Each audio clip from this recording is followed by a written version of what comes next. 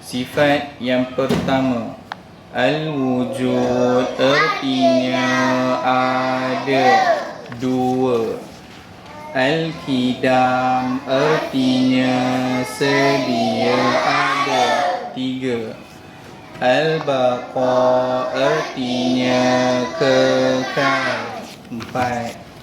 Mukhalafatuhu ta'ala lil hawadithi artinya Allah Ta'ala berbeza dan tidak serupa dengan segala makhluk yang baharu. Lima.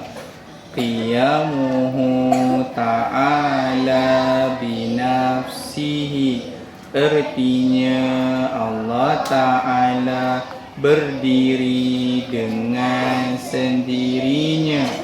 6. Al-wahdaniyah artinya esa atau tidak berbilang. 7. Al-qudrah artinya berkuasa. 8. Al-irada artinya berkehendak. 9. Al-ilmu artinya mengetahui. 10. Al-hayat artinya hidup. 11.